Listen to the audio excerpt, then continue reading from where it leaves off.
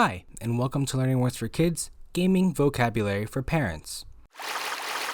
This is a video series where we'll be taking some of the most common gaming terms and vocabulary, breaking down their meaning and how these terms can help you understand the executive function skills behind your child's favorite games. Like what you see? Then be sure to visit us at learningwordsforkids.com to read our educational blogs, read our game reviews, and learn more about how to create a balanced play diet for your child. Today, we're going to be talking about the game you can set and forget, the idle game. Idle games, sometimes called incremental or clicker games, are meant to be left running without the player necessarily being around to interact with it in any meaningful way.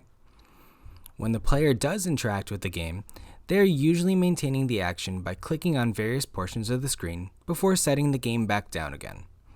Popular games in this genre of games are Game Dev Story, Nico Atsume, AFK Arena, Fallout Shelter, and Egg Incorporated. Some games, like The Longing, can actually be idle adventure games, combining the puzzle and movement portions of the action genre with the clicker and passive portions of an idle game.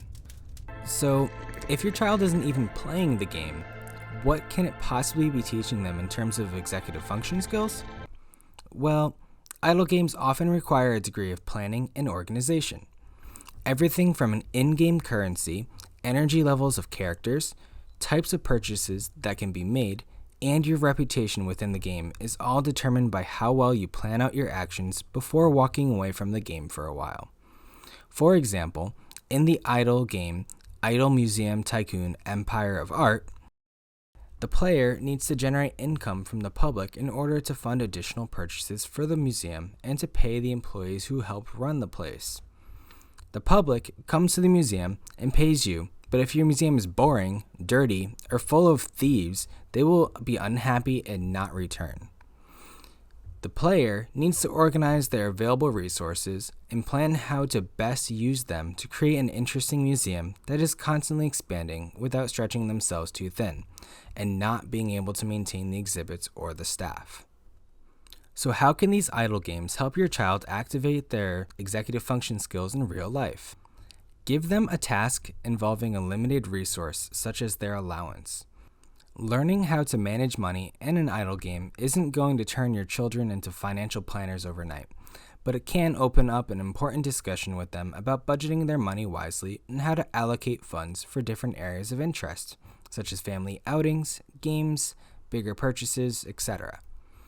Idle games can also teach your children about screen time and the balance between games and other activities. Idle games are meant to be interacted with for a brief period of time and then left alone. This can also help your child start to notice how much time they may be devoting to other games which require more attention and how they might want to adjust their gaming habits in the future. Well, that's all the time we have for today. If you'd like to watch more videos like this, go ahead and hit that subscribe button. We publish new content every week so you can learn how to set up your child's play diet.